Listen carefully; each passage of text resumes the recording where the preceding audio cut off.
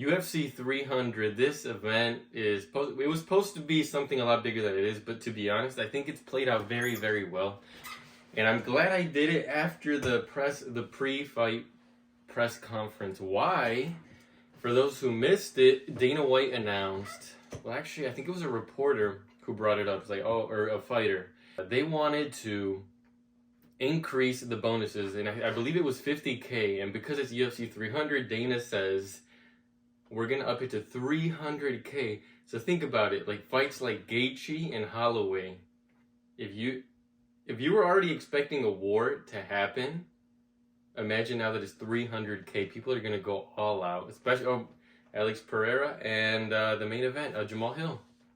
That's going to be a banger. But without further ado, and by the way, I hope it is a war. You know, UFC 300, the movie 300, I hope it's a war. But I'm going to go through the card. I'm going to tell you my picks, and then I'm just going to give random facts out there so you can figure out what your picks are going to be, whether you bet or not, whether you just watch for fun. Either way, let's get into it. The first fight is going to be an amazing fight.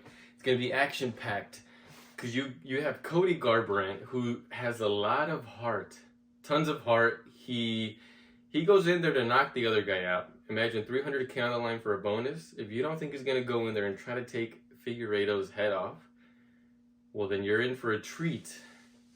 Now, Deiveson Figueiredo, he's no punk. He's got hands. He's got hands. He can put you out. He's obviously they're in the bantamweight division, right? So it's not like they're heavyweights where it's in a sure knockout, but I mean, we'll see. Cody Garbrandt, like I said, he's got a lot of heart. He's going to go in and try to make it a war, I think. But he's also very technical, very good with his striking. Deiveson Figueiredo, also very good. He likes to keep more of a distance. So we'll see how that plays out. But the favorite for this fight is Deiveson Figueiredo, which, if I'm not mistaken, it's Deiveson Figueiredo, very hard to finish. He's a guy that's very hard to finish. Cody Garbrandt, though, on the other hand, he's been knocked out cold. So his chin is questionable. He is a lot younger, though. He's 30. I think he's like 32. Deiveson Figueiredo's on the older end, like 37. Personally, I'm going to have to give it to Figueiredo. So next fight, Jim Miller, Bobby Green. If you know anything about Bobby Green, you know any fight that he's in is going to be a brawl. You know, he's going to go in there, strike, and try to get that knockout. He's also been put away. He's older. Jim Miller's older too, but it's not a terrible fight. I love this fight. It's finally happening, and I'm going to have to go with Bobby Green on this one. And I feel like I'm excited to get to the main fight. Jessica Andrade, Marina Rodriguez. I'll tell you what, I don't know too much about Marina Rodriguez. However, as far as the odds go, Jessica Andrade is the favorite. And on top of that, I have seen her fight. She's a killer. She can strike. However, she is a lot smaller than Marina. So if we look at the stats here, we can see leg reach, 3.5 inch advantage to Marina. Height advantage, 5 inches, Marina. Reach advantage, 3 inches, Marina.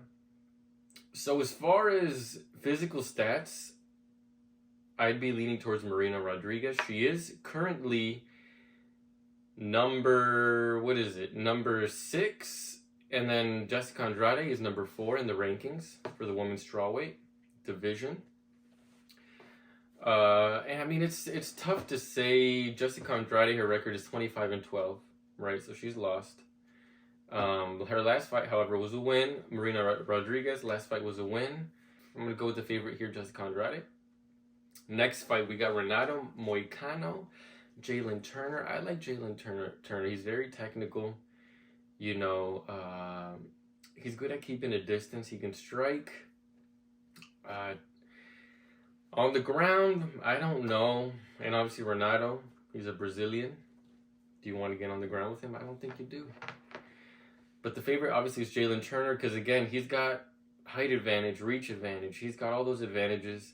Their records are actually pretty similar. 14-7, 18-5. But yeah, Moicano 5'11", Turner 6'3". 5-inch reach advantage for Jalen Turner. And a 3.5-inch leg reach. And I don't know. This one I really don't know. Again, I'm going to go with the favorite, Jalen Turner. He's also a bit higher on the rankings. He's 10, and Moicano's 13. And let's see. Next up, we've got a guy with lots of potential. He's a monster. The fights I've seen from him, he's just a total badass. He's very dominant. Obviously, I'm Mexican, and although he's Brazilian, he trains in Mexico. He's been there a while. He even speaks Spanish, so I'm gonna have to go with him. He's also the favorite, but we'll see. We'll see. You never know. Let's see, Holly Holm. So Holly Holm, if I'm not mistaken, let me quickly look up the last time she fought, because I mean, last time I heard of her was when she fought around the time she fought Ronda Rousey, which was a long time ago. So we're gonna look at her fight record. Let's see, the last time she fought, it was a no contest. This was 2023. Oh, she's been active. I guess I just was unaware. She's got wins, she's got losses. I'll tell you what. There are no odds for this fight, and I am not too sure. I honestly would be lying if I. And by the way, I'm not necessarily like some analyst, right? But I'm a huge fan. So I'm just gonna go over basic facts. Kayla Harrison is her debut, but she is 16-1. And Holly Holm, it says her last fight was a loss. They're about the same height. Reach advantage, Holly Holm. I don't know. I'm gonna give this one to Kayla Harrison, but we'll see. Next, we've got Aljamain Sterling versus Calvin Kattar. Obviously, Calvin's I don't think he hasn't fought in maybe close to 2 years, if I'm not mistaken. And on the other hand, Aljamain Sterling, he's been active, although he did get knocked out by Sean O'Malley not too long ago. Regardless, amazing wrestler. He's a pretty good striker, but he's an amazing wrestler. He's watch out for his submissions. He is also the favorite. And let's see what we got next. This one's actually very interesting, and I'm going to say this again. I love that I watched it after they've already faced off, because in the face-offs, although people think face-offs are insignificant, I love looking at them because you can tell a lot. It's kind of like this. It's kind of like when you show up for a test, right? Like in school, whatever. Show up for a test. You can tell when somebody sits down if they're gonna ace that thing or if they're nervous and they just want to get it over with. If they're not, you can tell how confident they are when they show up, especially when they face off. If they put in the work, if they really think they can beat somebody, their energy, their aura is gonna represent that. When I saw their face off, they both looked super, super confident, especially Alexander. He looked very, very confident. Yuri, obviously, always confident. But believe it or not, Alexander is the favorite. Yuri coming off of a loss. He didn't lose to some scrub. He lost to Alex Pereira. And that was actually very, very interesting the way he lost. I personally think the fight should have been stopped. However, after the fact, he didn't mention this while he was in the octagon, but after the fact, he did say that it was early stoppage. I could kind of see that because when the ref pulled Pereira off of Yuri, he was still moving. He was still trying to hold on to him, and I mean, you could say it's muscle memory. You could say he wasn't all there when he was doing that, but I mean, that happens sometimes, and people do recover. They come back, sometimes even win. So I'm not going to hold that loss against him. He's a warrior. They're about the same height. Alexander's a bit taller. Reach advantage 2 inches. Go to Yuri. Let's see. Leg reach about the same. The records, Yuri has more experience. He is a phenomenal striker. For this one, it's a toss-up. And I mean, just think about it. Who doesn't want that 300k bonus? They're going to go for the knockout. It's going to be a brawl. I am going to have to go with Alexander, the favorite. All right, those are the prelims. For those who stuck around to see me talk about the main card, we've got Cody Brundage versus Bo Nickel. Cody Brundage is no chump. He's got power. He can wrestle. On the other hand, we've got Bo Nickel. Really good wrestler. Surprisingly good striking. It's almost like he's super efficient. He doesn't just throw things to throw things. Very accurate. And I love his confidence. Something about his confidence is different than all the other fighters' confidence. It's not too over the top. It's not that Conor McGregor type confidence. It's almost like this calm sense of not cockiness, but he's so confident in his abilities. He's put in the work, and he gives off that aura. He's chill, relaxed. He's almost waiting. It's almost like if you've ever seen those videos with a wolf and a dog. The dog will be barking, or not even barking, but he'll be like, moving around curious. The wolf will just stare at the dog like he knows something, like I could fuck you up if I wanted to.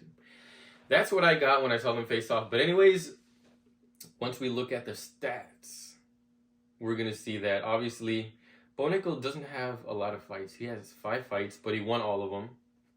They're about the same height. Reach advantage to Bo Nickel by 4 inches. So that's very significant. Leg reach, they have the same leg reach.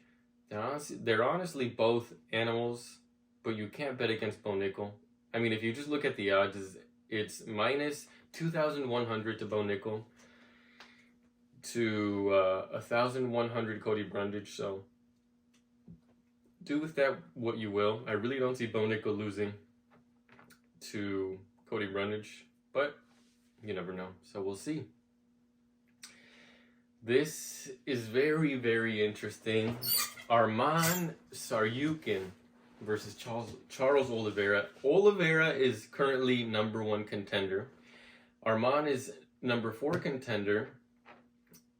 Charles Oliveira has a lot more experience, but he's also lost a lot more. He hasn't lost in a very long time.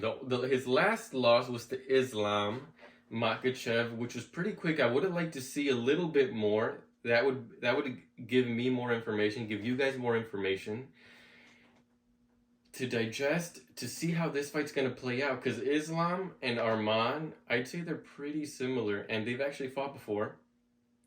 Islam Makhachev, I feel like Arman has given him the most trouble because their grappling was very, very close. It was all really close, but obviously Islam had the edge, and he won.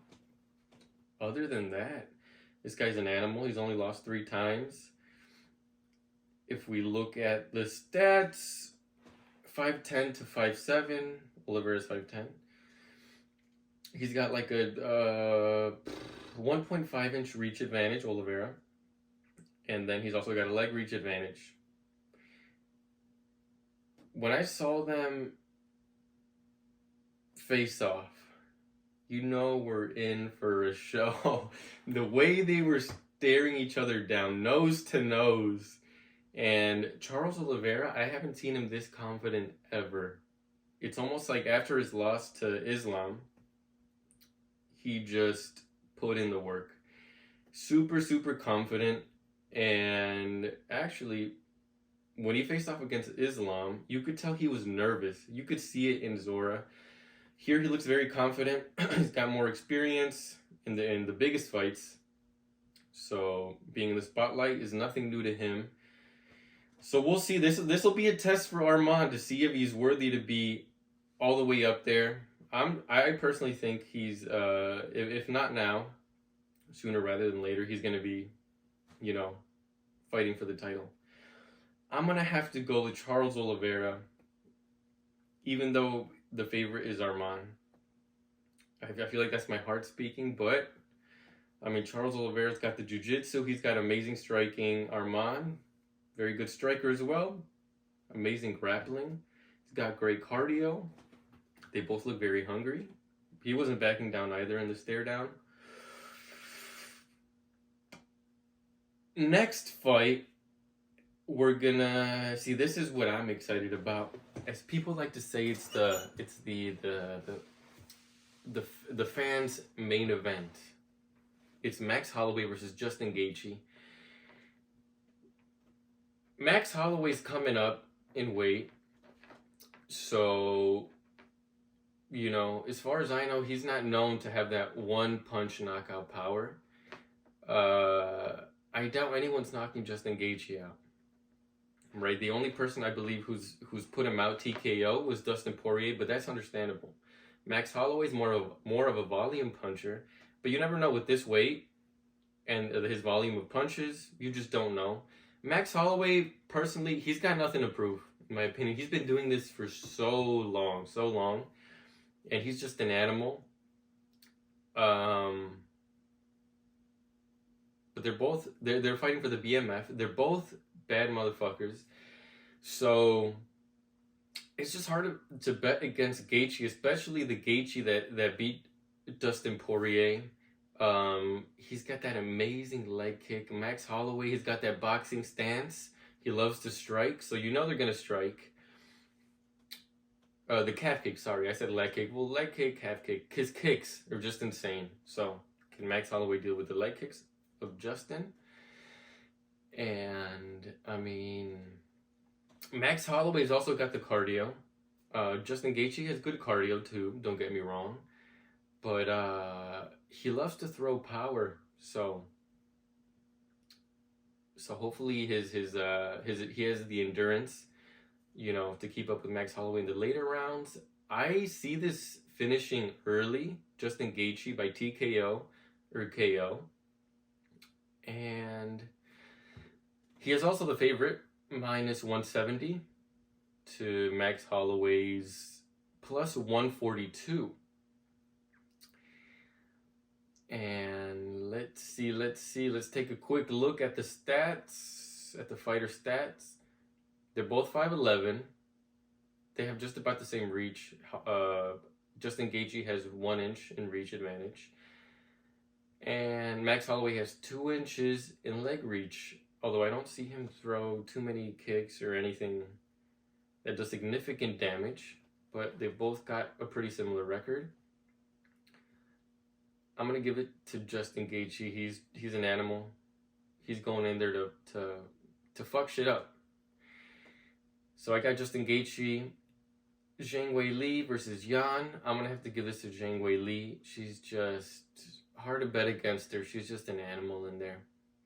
Stats, they're about the same height. Jan's a bit taller, about like an inch. But when I saw them, you know, face to face, she looked way taller than that. About like 3 inches taller, it seemed. Same reach, so no advantage. Leg reach, 1 inch to Yan. I'm gonna give it to Zhang Weili. Hard to bet against her. She's a champ, and I think she's gonna show up. Great fight though, China versus China. And now for the main event. This is what I've been doing most of my homework on because I'm just so excited. I've been a huge fan of Jamahal Hill. Even before he pieced up Glover, like that was just masterclass. It's something I didn't expect because, you know, you watch Yuri and Jamahal Hill. You watch Yuri and Glover Teixeira. It's not, you know, it wasn't like he was that much better, right? He was able to get the win, but it wasn't what Jamahal Hill did to Glover. Jamahal Hill has amazing striking. He's got knockout power. He also has great fight IQ, and he does things with intention. You know, sometimes it's easy to say like, oh, he just goes in there and just he's a brawler type of guy, but I don't think so. He's just really good with his hands. He makes it look like that. Same thing with Alex Pereira. Although Pereira, he uses a lot of kicks. To Jamahal Hill, because I forgot one minor detail. Not minor at all. He tore his Achilles 9 months ago. Now, they typically say you should take about a year for it to fully heal. However, obviously, he's the top of the food chain athlete, so he's got all the best resources to heal his Achilles. However, in order to throw a punch, I mean, that Achilles is very important, especially if you're, that's what you use to generate power, right? So if you're very explosive and stuff like that, you never know. He could damage it again in the fight. With that being said, he said he's fully healed, right? Could be bluffing, but so that's very important. Alex Pereira is no joke. I mean, he lost to, who did he lose to? He lost to Israel Adesanya. That was after they had already fought in MMA once, where Alex Pereira won. But personally, I think Alex Pereira was cutting too much weight. I feel like this weight class is a weight class that suits him very well. Even more power, right? Because he has more weight on him. He is the champion. And I mean, his striking is just on another level. On top of that, his kicks. I mean, he doesn't telegraph his kicks, doesn't really telegraph his punches. He's very elite. Like, the minor details, he's fine-tuned. So it depends. I'm very curious to see how Jamahal Hill's going to fight, right? What stance he's going to be in. Is he going to be orthodox or is he going to be southpaw? If he's southpaw, you can minimize the damage from the calf kicks that Alex Pereira, has in his arsenal. He's very good at that. But other than that, they both got knockout power. They're both great strikers. They know what they're doing. It's hard to say. Everyone's saying Jamahal Hill's a bit quicker, so we'll see if that plays a role. Alex Pereira, he's got knockout power. Only thing is, I mean, it hasn't really done him a disservice. Maybe because he's so tall and long. But he keeps his hands down, right? But he's very good at getting away from punches, but he does take damage. He's been knocked out by Israel Adesanya. You could say it's the weight, like the dehydration. Because when you're dehydrated, it's easier for you to get knocked out, right? So this is a tough one. They both have heart, but Jamahal Hill's just a dog, man. If it wasn't for the Achilles, I would be 100% putting money on Jamahal Hill. However, this is tough. They've both got power. Either one of them's getting knocked out, unless they play it safe and then they go the distance. I'm going to have to go with Alex Pereira. I'm going to go with the favorite. He's minus 135 to Jamahal Hill's plus 114. Honestly, I think we're all in for a treat. 300K in bonuses. A lot of fighters talk about how they don't make enough money fighting, right? It's usually the champions who make the most money. That's when you can negotiate with, whether it's Dana, whoever the guy is that they negotiate with, right? But 300K is no joke, right? An extra 300K in your bank account, and all you have to do is really put on a show. These guys are going to go after each other. So I don't think they're going to play it safe. I don't think it goes the distance. If anything, 3 to 4 rounds I think will be enough. So we'll see. I've seen Alex Pereira gas out because, I mean, he throws a lot of power. People that throw a lot of power typically do gas out. But we'll just have to see. Face-off, right? Their face-off was very interesting. They're both obviously very confident. When they're at that level, they don't really... It's hard to tell. Because even, for example, Sean Strickland, when he fought Israel Adesanya, he can't even look Israel Adesanya in the eye. Yet he beat him to become champion.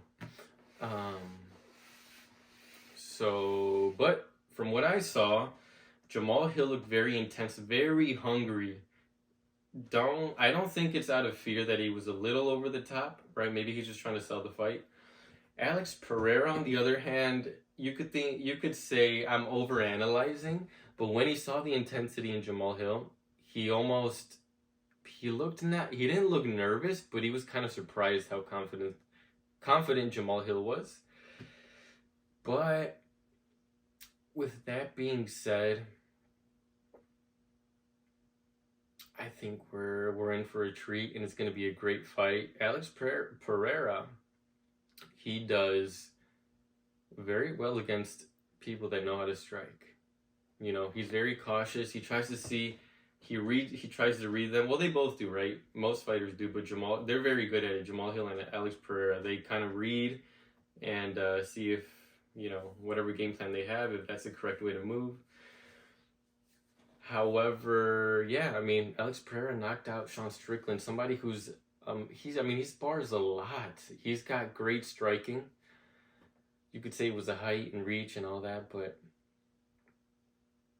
that's a very interesting one. I almost don't even want to bet on it, just because it could go either way, really. If anything, I'd say 60% Alex Pereira, 40% Jamahal Hill because of the Achilles. Otherwise, I'd go 50-50. But those are my picks, and I mean, I hope everyone enjoys just as much as I do. This is a quick video. It's my first breakdown of a card. I will also be watching this fight live, and I will be posting a video. So stay tuned for that, and stay tuned for my next video on the next fight card. And if you like this breakdown, go ahead and give it a like. Comment down below if you think something I said was bullshit. If I said something that you didn't like, I like to hear everything. So comment whatever you think. I will respond. I'll like it. But yeah, that's it for now. Enjoy.